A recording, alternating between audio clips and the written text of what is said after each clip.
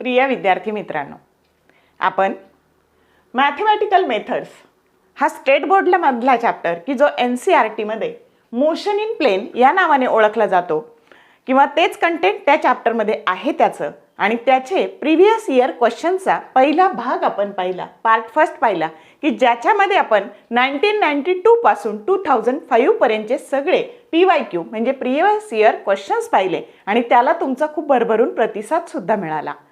मग हे PYQ कशा करता बघायचे, तर PYQ खूपदा रिपीट होतात, त्याचा हा पार्ट रिपीट होतो, कधी कन्सेप्ट रिपीट होतात आणि एकदा का आपल्या कन्सेप्ट क्लिअर झाल्या बाळांनो की येऊ द्या कोणताही क्वेश्चन मला तो सोडवता येतो, हा कॉन्फिडन्स आपल्यात निर्माण झाला की आपण खूप सहजपणे नीटची परीक्षा देऊ शकतो। आणि म्हणून आपल्याला ह्या सगळ्या PYQचा बारीक बारीक अभ्यास करायचा आहे। आज मी काही छोट्याशा टिप्स सांगणार आहे आणि त्या टिप्स वापरून तुम्ही अगदी एका सेकंदात त्या प्रश्नाचं उत्तर देऊ शकता, म्हणजे एका सेकंदात आपले 4 मार्क्स आपल्याला मिळू शकतात। तर वेळ न घालवता आपण सुरुवात करूया। मी दीपाली कुलकर्णी देशमुख माझ्या विंग्स ऑफ फिजिक्स या चॅनलमध्ये आपल्या सगळ्यांचं मनपूर्वक स्वागत करते। तर बघूयात आपण पहिला प्रश्न काय आहे ते। तर इथे काय सांगितले बघा तुम्हाला, if vector A and B are the to vectors, बघा हे दोन वेक्टर्स आहेत, वेक्टर A आणि vector B, these are the to vectors and theta is the angle between them. यांच्यामध्ये हा जो अँगल आहे तो किती अँगल आहे, तर तो थीटा दिलेला आहे आणि तुम्हाला दिलंय काय, if the magnitude of the cross product of this two vector that is equal to √3 into the dot product of this two vectors. मग विचारलंय the value of theta is, ह्या दोन्हींमधला आपल्याला काय शोधायचं, किती अँगल आहे तो शोधायचा आहे। मग आपल्याला आधी ह्या क्रॉस प्रॉडक्टच्या मॅग्निट्यूडचा फॉर्म्युला लर्न असला पाहिजे, त्यानंतर डॉट प्रॉडक्टचा फॉर्म्युला लर्न असला पाहिजे आणि मग हा प्रॉब्लेम सोडवणं खूप सोपं आहे। मग काय आपल्या क्रॉस प्रॉडक्टचं magnitude, the product of magnitude of two vectors and sine of the smaller angle between them. त्यांच्यामधला जो स्मॉलर अँगल आहे त्याचा साइन अँगल घ्यायचा √3। आता इथे काय असतं बघा, product of magnitude of two vector and cosine of the angle between them that is called as a dot product. आता पुढची स्टेप काय झाली, this AB and this AB that gets cancel and sine theta divided by this cos theta that is equal to tan theta that is equal to √3 आणि आपल्याला काय माहिती आहे, tan 60 degree that is equal to √3। दोन्ही compare केले आपण, equation 1 आणि equation 2 compare केले तर थीटाची व्हॅल्यू काय आली, तर ती 60 डिग्री आली की जो आपला करेक्ट ऑप्शन काय आहे, तर तो आपला ऑप्शन आहे डी ऑप्शन। हा 2007 ला आलेला PYQ आहे। आता इतकं सगळं करायची गरज नाही बाळांनो, इथं √3 पाहिले आणि हा प्रश्न तुम्ही एकदा सोडवला, पहिल्यांदा वेळ गेला तर जाणारच आहे आपला, पण सेम असा प्रॉब्लेम आला आणि इथं √3 पाहिले की आपल्याला लगेच क्लिक झालं पाहिजे की tan 60 degree that is √3 and therefore the angle is 60 degree. आता शब्द बदलून किंवा इथली ही व्हॅल्यू बदलून हा प्रॉब्लेम जर विचारला तर त्याच्याकरता आपले tan अँगलच्या व्हॅल्यू जर लर्न असतील तर एका मिनिटात आपल्याला उत्तर देता येणार आहे।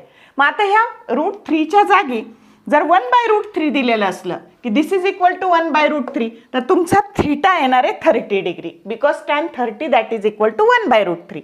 जर समजा इथे 1 दिलेलं असलं म्हणजे नुसतं एवढं दिले A cross B that is equal to vector magnitude of vector A cross B that is equal to magnitude of नाही सॉरी मॅग्निट्यूड नाही the dot product of two vectors असं दिलं, इथं 1 दिलं तर इथं थीटा बरोबर काय येणार आहे तुमचा 45 डिग्री। जर इथं √3 दिलं तर 60 आलेलं आहे आणि इथं जर इन्फिनिटी दिलं तर तुमचा अँगल येणार आहे 90 डिग्री। तर या पद्धतीने व्हॅल्यू बदलून हा PYQ मॉडिफाय होऊ शकतो, असं आपण स्वतःला विचार करण्याची सवय लावून घ्यायची की जेणेकरून आपले हे अँगल सुद्धा काय होतात, म्हणजे सगळे साइन अँगल, सगळे कोसाइन अँगल, सगळे टॅन अँगल हे आपले लर्न असले पाहिजेत। तर मी माझ्या शॉर्ट व्हिडिओमध्ये कोसाइन अँगल आणि साइन अँगल तयार करण्याची एक ट्रिकचा छोटासा शॉर्ट व्हिडिओ पण अपलोड केलेला आहे, शक्य झाल्यास जरूर बघा।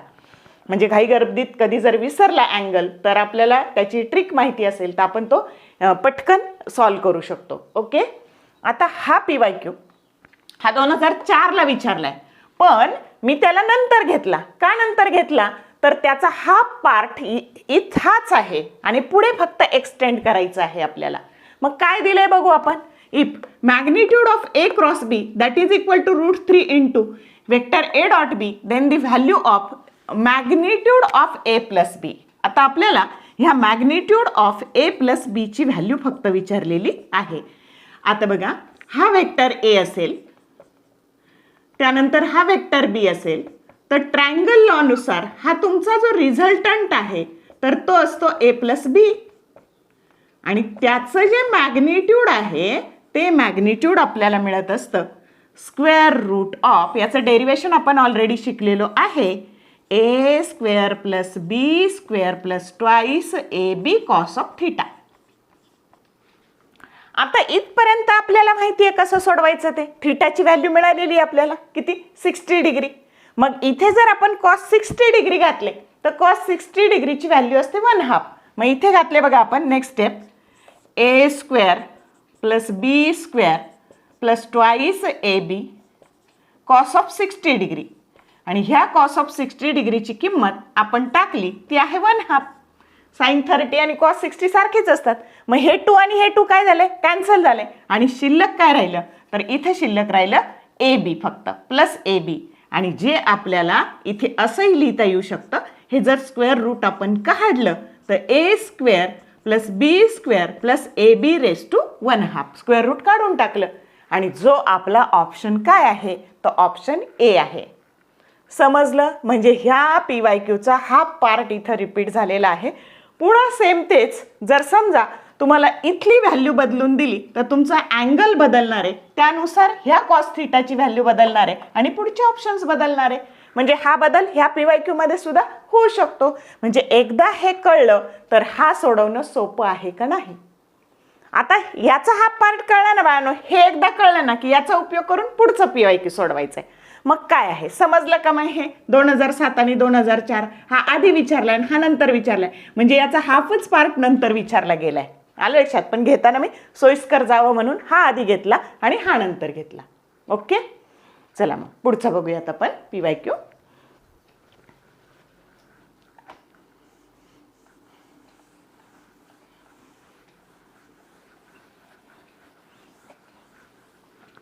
आता बघा, मी नेहमी सांगते ना PYQ रिपीट होतात, तर हा PYQ 4 वेळा रिपीट झालाय. किती, 4 वेळा.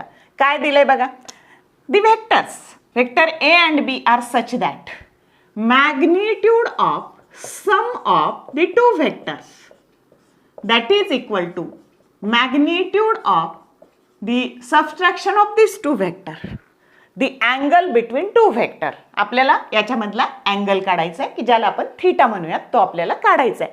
आता हा कधी कधी विचारला गेलाय, 2006, 1996, 1991 आणि खाली तो फक्त शब्द बदलून नीट फर्स्ट 2016ला सुद्धा विचारला गेलाय. आणि पटलं का मग तुम्हाला की PYQ रिपीट होतात आणि म्हणूनच मी एवढे जुने PYQ घेतलेले आहे की जेणेकरून तुमच्या कन्सेप्ट क्लिअर व्हाव्यात. समजलं. मग आता बघा शब्द बदलून कसा विचारलाय बघा तो, if the magnitude of sum of two vectors, this is the magnitude of sum of two vectors is equal to the magnitude of difference of two vectors. बघा हे मॅग्निट्यूड ऑफ डिफरन्स म्हणजे हे फक्त डायरेक्टली मॅथमॅटिकल दिलेलं आहे आणि इथं wording मध्ये दिलेलं आहे. आणि the angle between the two vectors is, दोन्ही वेक्टर मधला अँगल काढायचा आहे. मग आताच आपण शिकलो ना, हे जे मॅग्निट्यूड असतं हे असतं square root of A square plus B square plus twice AB cos of theta. आणि याचं मॅग्निट्यूड असतं A square plus B square minus 2AB cos of theta. Squaring on both sides, दोन्ही बाजूचा स्क्वेअर करू आपण. A square plus B square plus twice AB cos of theta that is equal to A square plus B square minus 2AB cos of theta. आता A square हे cancel झाले, A square हे cancel झाले, B square cancel झाले, शिल्लक हे जर इकडे ट्रान्सफर केले तर हे झाले 4ab cos of theta that is equal to 0. आणि जर हे 4ab that is not equal to 0, हे 0 नाही आहेत आणि त्यामुळे कॉस थिटा बरोबर तुमचं झालं 0. आणि आपल्याला हा अँगल काढायचा आहे त्या दोन्हींमधला आणि म्हणून आपल्याला असं माहिती आहे की कॉस 90 बरोबर 0. या दोन्हींची कंपॅरिझन केली तर थिटा बरोबर काय आलं 90 डिग्री. आता हे फर्स्ट टाइम आहे म्हणून सोडवावं लागलं बाळांनो, अन्यथा आपल्याला जर ही कन्सेप्ट क्लिअर असेल तर डोळे झाकून एका मिनिटात उत्तर आपलं काय येणार आहे, थिटा बरोबर 90 डिग्री. बघा बरं की याच्यामध्ये तो बी ऑप्शन आहे आणि याच्यामध्ये तो डी ऑप्शन आहे, म्हणजे आपल्याला आपलं उत्तर मिळालं का. या पद्धतीने ह्या सगळ्या कन्सेप्ट तुमच्या जर क्लिअर असतील की वेक्टर प्रॉडक्टचा फॉर्म्युला, त्याच्या मॅग्निट्यूडचा फॉर्म्युला, डॉट प्रॉडक्टचा formula, magnitude of A plus बीचा formula, magnitude of A minus बीचा फॉर्म्युला, तर प्रश्न सोडवणं सोपं आहे का नाही. आणि साईन, कोसाईन, टॅन व्हॅल्यू ह्या सगळ्या जर लर्न असतील तर हा चॅप्टर आपल्याला अभ्यासणं सोपं जाणार आहे. आता पुढे आपण कंटिन्यू करूयात.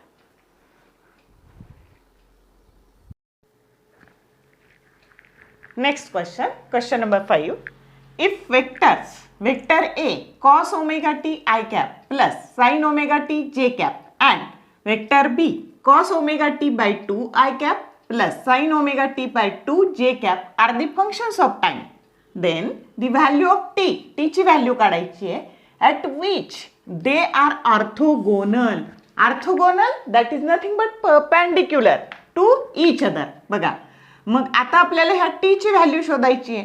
मग आपल्याला असं माहिती आहे की दोन व्हेक्टर एकमेकाला कधी परपेंडिक्युलर असतात म्हणजेच कधी ऑर्थोगोनल असतात, तर त्यांचा डॉट प्रॉडक्ट हा नेहमी काय असतो, 0 असतो. पहिल्या पार्टमध्ये आपण पाहिलं की vector A dot B that is equal to 0 at that time they are orthogonal or perpendicular to each other. आणि मग आपल्याला ती टाइमची व्हॅल्यू शोधायची आहे. मग आपण ह्या ए ची व्हॅल्यू टाकून देऊ. काय बघा, cos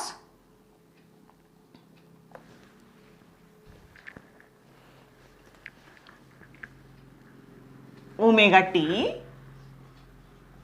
I cap plus sine omega t j cap dot cos omega t by 2 i cap plus sine omega t by 2 j cap that is equal to 0. आता सॉल्व करू आपण. याने याला मल्टिप्लाय केलं म्हणजे cos omega t i cap dot cos omega t by 2 i cap. आता i cap dot i cap 1 असतं म्हणजे हे गेलं, एवढं शिल्लक राहिलं. ओके, आता plus sine omega t j cap dot sine omega t by 2 j cap, परत j cap dot j cap that is equal to 0. आता याला आपण म्हणू ए फंक्शन आणि याला म्हणू बी फंक्शन, तसंच याला ए आणि याला बी. मग बघा cos a dot cos b plus sine a dot sine b that is equal to कशाचा फॉर्म्युला असतो, कॉस ए मायनस बीचा फॉर्म्युला असतो. आणि इक्वल टू, मग आता हे तुमचं इक्वल टू 0 आहे आणि म्हणून कॉस ए मायनस बी. आता कॉस ए काय आहे तुमचं ओमेगा टी मायनस बी काय आहे तुमचं omega t by 2 that is equal to 0. मग आता कॉस एलसीएम 2 काढला तर हे twice omega t minus omega t हे झाले omega t that is equal to 0. आणि आपल्याला काय माहिती आहे, कॉस 90 म्हणजेच pi by 2 that is equal to 0. दोन्हींची कंपॅरिझन केली तर omega t by 2 that is equal to pi by 2. हे 2 गेले म्हणजेच ओमेगा टी बरोबर काय आलं आपलं पाय. व्हॅल्यू टी ची काढायची आहे आणि म्हणून टी बरोबर काय आलं, पाय डिव्हायडेड बाय ओमेगा आलं. मग करेक्ट ऑप्शन काय आहे आपला, हा डी ऑप्शन आहे. समजलं का कसं सोडवलंय. हा कधी आलाय, नीट 2015 ला आलेला आहे. थोडासा लेंदी आहे, कन्सेप्च्युअल आहे, तर या पद्धतीने त्याला सॉल्व करावा लागणार आहे. समजलं का. तुम्हाला जर स्क्रीनशॉट घ्यायचा असेल तर तुम्ही स्क्रीनशॉट घेऊ शकता. फक्त इथं ऑर्थोगोनल शब्दाचा अर्थ समजला पाहिजे. Orthogonal means mutually perpendicular. Okay, आता नेक्स्ट बघू. नंबर 6.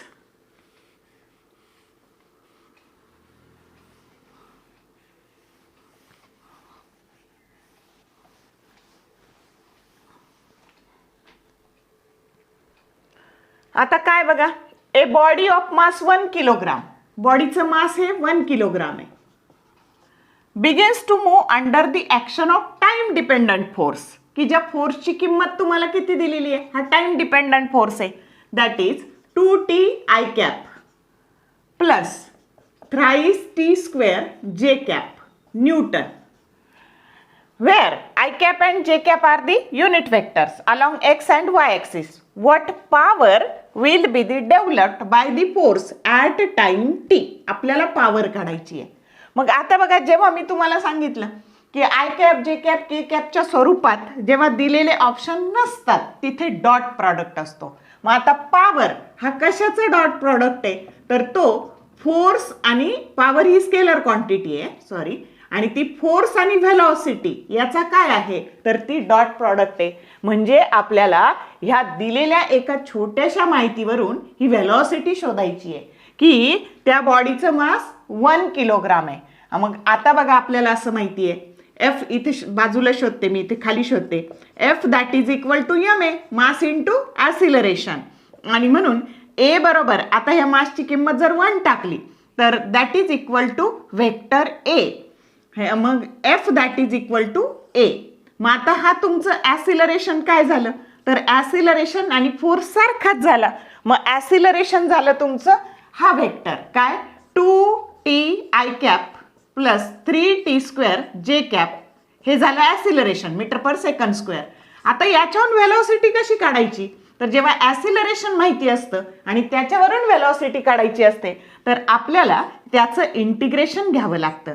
मग integration of A into T, कारण फंक्शन ऑफ टाइम सांगितलेलं आहे.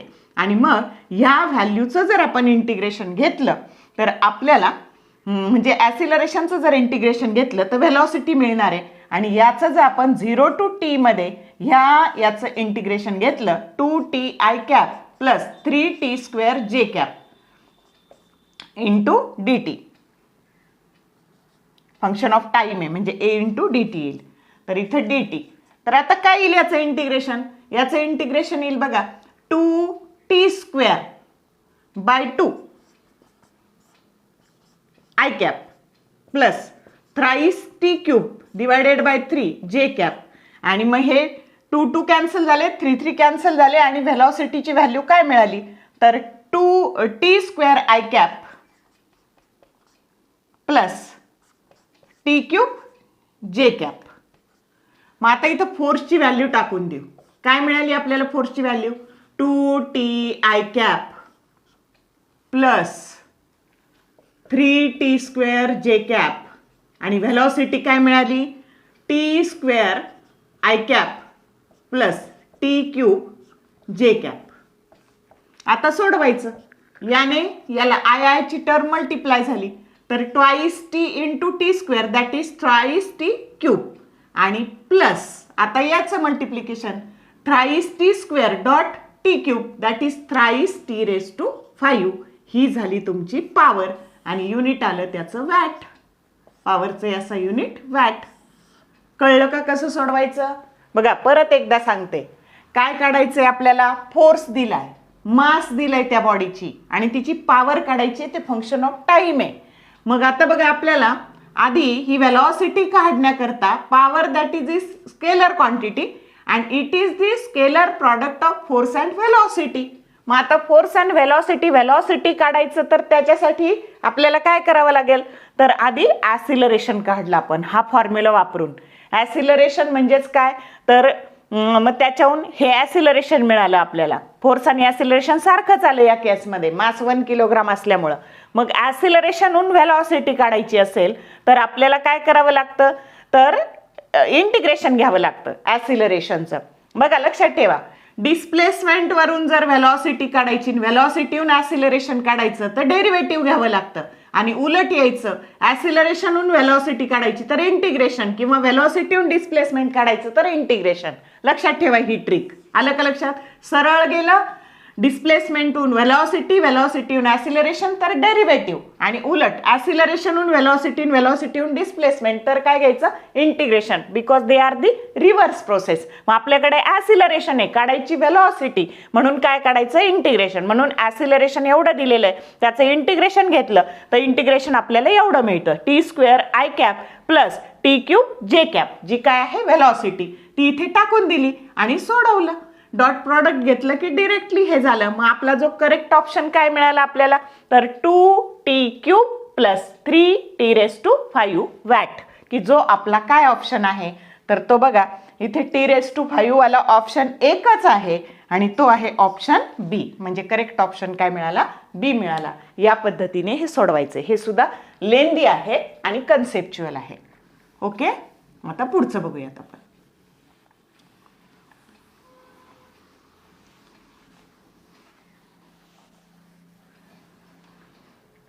Next, A particle moves from A point. बघा तो कुठून सुरू झाला? पॉइंट इथून. -2 i कॅप.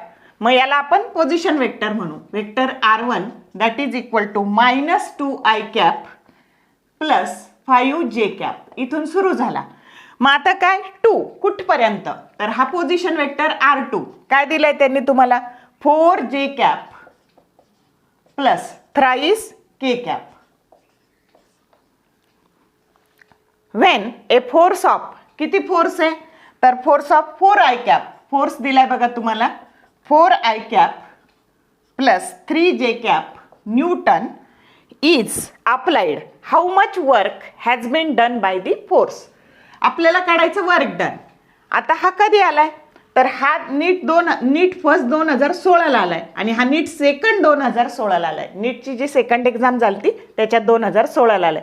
परत ऑप्शन जर IJK कॅप स्वरूपाचे नसतील तर तिथं डोळे झाकून कोणता प्रॉडक्ट असतो? डॉट प्रॉडक्ट असतो. म्हणजे इथं परत work done that is equal to, work done काढायचं आहे तर फोर्स इंटू डिस्प्लेसमेंट. आपल्याला माहिती त्याचा डॉट प्रॉडक्ट असतो. वर्क ही स्केलर क्वांटिटी. मग डिस्प्लेसमेंट कसं काढायचं? तर याच्यावरून हे दोन पोझिशन वेक्टर आहे. वेक्टर S बरोबर आपल्याला मिळणार आहे पुढच्यातून मागचा वेक्टर वजा करायचा r2 मायनस r1. मग आपण डिरेक्टली टाकलं तरी चालू शकेल. फोर्सची व्हॅल्यू टाकली 4 i cap plus 3 j cap आणि डॉट प्रॉडक्ट याची वजाबाकी करू आपण, किंवा इथे करू म्हणजे चूक होणार नाही. यस, बघा 4 j cap plus 3 k cap -2 i cap. Sorry हे मायनस आहे इथं, तर मायनस मायनस हे +2 i कॅप झाले, आणि इथे -5 j कॅप, आणि याचा जो व्हेक्टर येईल तो इथे. तर आता बघा 4 i cap plus 3 j cap. आता इथे आलं बघा आयचं 2 i कॅप. हे आता हे 4 -5 -j cap plus 3 k cap याचा घ्यायचा डॉट प्रॉडक्ट. आता बघा 4 2 जा 8, 3 इंटू -1 -3, आणि इथं 0 into 3 that is equal to 0. 8 - 3 that is equal to 5. आता वर्क डनचं युनिट जूल असतं. म्हणजे करेक्ट ऑप्शन काय आला तुमचा? Work done that is equal to 5 joule. कळलं कसं सोडवायचं? तर हा इनिशियल पॉइंट आणि फायनल पॉइंट. डिस्प्लेसमेंट वेक्टर घेताना काय घ्यायचा? पुढच्यातून मागचा वजा करायचा. हे कळलं पाहिजे बाळांनो, की याच्यातून हे वजा करायचं आहे आपल्याला. ओके, तर या पद्धतीने सॉल्व करायचं आहे. ओके, तर करेक्ट ऑप्शन काय आहे? 5 जे आहे. आता पुढचे बघू आपण. D option.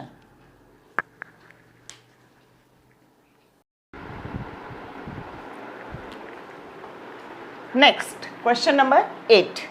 The moment of force vector F that is equal to 4 i cap plus 5 j cap minus 6 k cap at coordinates दिलेले आहेत बघा 2 0 -3 about the point 2 -2 -2 is given by.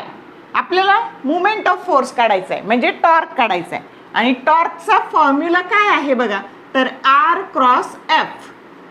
Sequence चुकवायचा नाही. पण मग हा आर जर काढायचा ना तर ॲट पॉईंट म्हटलेलं आहे, म्हणजे हा R2 आहे आणि अबाउट ए पॉईंट म्हटलं तर R1. म्हणजे पोझिशन वेक्टर हा कसा काढायचा, vector R that is equal to यातून हे वजा करायचं. म्हणजे काय झालं बघा, 2 - 2 I कॅप. आता यातून हे प्लस 0 -2 म्हणजे +2 J कॅप आणि इथे -3 मायनस मीन्स +2 आणि हे आलं तुमचं K कॅप. म्हणजे हा पोझिशन वेक्टर काय आला, 0 I cap +2 J cap -K cap. हा आला पोझिशन वेक्टर, वेक्टर R. आणि आता टॉर्क टो जर काढायचा तर कोऑर्डिनेट जर घ्यायचे आपल्याला याचे, तर डिटर्मिनंटच्या स्वरूपात I cap, J cap, K cap. आता आधी कोण घ्यायचं, R ची कोऑर्डिनेट 0 +2 -1 आणि F दिलेलं आहे तुम्हाला. फोर्स काय दिलाय, 4 I कॅप मीन्स 4 +5 आणि -6. हा डिटर्मिनंट सॉल्व करायचा. Torque that is equal to, आता बघा I कॅप याच्या खालचे कॉम्पोनंट झाकायचे, हे झाले -12 आणि हे मायनस म्हणजे हे प्लस झाले 5 I cap plus I cap -J cap. आता याच्या खालचे कॉम्पोनंट झाकायचे, हे 0 -4 आता +K कॅप याच्या खालचे कॉम्पोनंट झाकायचे 0 -8 आणि K कॅप. काय आलं total, tau that is equal to, आता बघा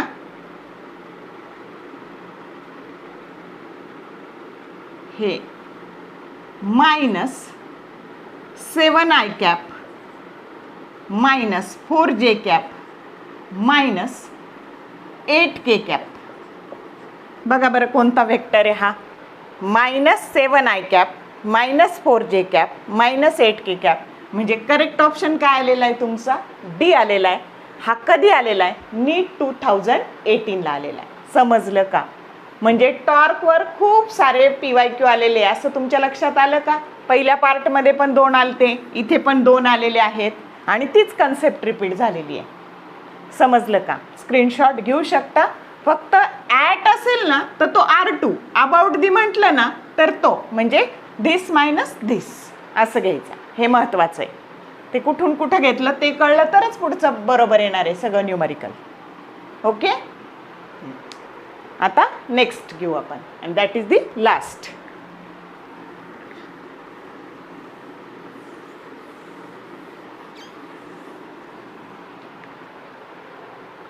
find the torque about the origin. Torque शोधायचा आहे about the origin when a force of, F काय दिलाय बघा तुम्हाला, 3 J कॅप न्यूटन हा फोर्स दिलाय, acts on a particle whose position vector is vector R. काय दिलाय तो, तर 2 K कॅप मीटर आणि तुम्हाला टॉर्क काढायचा आहे. आता torque that is equal to R cross F म्हणजे 2 I cap cross 3 J cap. आता बघा आपण असा सिक्वेन्स घेतो क्लॉकवाईजने. समजा हा I घेतला, हा J कॅप घेतला आणि हा K कॅप घेतला, तर सिक्वेन्स आला तर I cross J that is equal to K cap. त्याच्यानंतर आता J cross K that is equal to I cap. आणि आता बघा K cross I cap that is equal to J cap. आणि सिक्वेन्स चुकला की मायनस येतं. आता K इंटू J बघा बरं, K इंटू J तर सिक्वेन्स चुकलाय, J इंटू K I आहे, तर K इंटू J घेतलं ती मायनस I येणार आहे. हे असेच घेतले तर प्लस येणार आणि सिक्वेन्स चुकून घेतले म्हणजे उलट घेतला sequence, J cap cross I cap that is equal to minus K cap, K cap cross J cap minus I cap आणि I cap cross K cap that is equal to minus J cap. मग आता K into J आलंय का आपलं, तर ते काय आलं मायनस I कॅप आणि 2 3 जा 6 -6 काय आलं I कॅप आणि हा झाला टॉर्क. बघा मग आता -6 आय कॅप एक मायनसवाला एकच आहे या सगळ्यामध्ये बघा, म्हणजे सी वाला करेक्ट ऑप्शन काय आला सी. हा कुठे आलाय नीट 2020ला आलेला आहे. या पद्धतीने ही प्रॉपर्टी आपली वेक्टर प्रॉडक्टमध्ये झालेली आहे. आणि नसेल तर असं लर्न करायचं, या दोन्हींचा क्रॉस प्रॉडक्ट हा येतो, ह्या दोन्हींचा हा येतो, ह्या दोन्हींचा हा येतो आणि सिक्वेन्स अपोजिट झाला की मायनस येतो. तर ही वापरायची ट्रिक वापरायची आणि सोडवायचं. ओके, तर या पद्धतीने मी सगळे PYQ अगदी 91 सालापासून 2020 सालापर्यंत जेवढे प्रश्न आलेले आहेत तर हे सगळे हे 2 पार्टमध्ये मी क्लिअर केलेले आहेत. तर त्याच्याहून तुम्हाला ह्या चॅप्टरच्या अभ्यासाला दिशा मिळेल. 11वीच्या मुलांनी आत्तापासूनच तयारीला लागा आणि 12वीच्या मुलांनी ज्यांनी 11वीला अभ्यास केला नाही त्यांनी हे करा सगळं. 2 तासात तुमचा सगळा चॅप्टर होऊन जाईल बघा. तर जर तुम्हाला व्हिडिओ आवडला असेल तर लाईक करा, मित्रमैत्रिणींसोबत शेअर करा, त्यानंतर बेल आयकॉन प्रेस करायला विसरू नका, जेणेकरून नवनवीन व्हिडिओचे नोटिफिकेशन्स तुम्हाला मिळत जातील. All the best for your study and thank you for watching this whole video.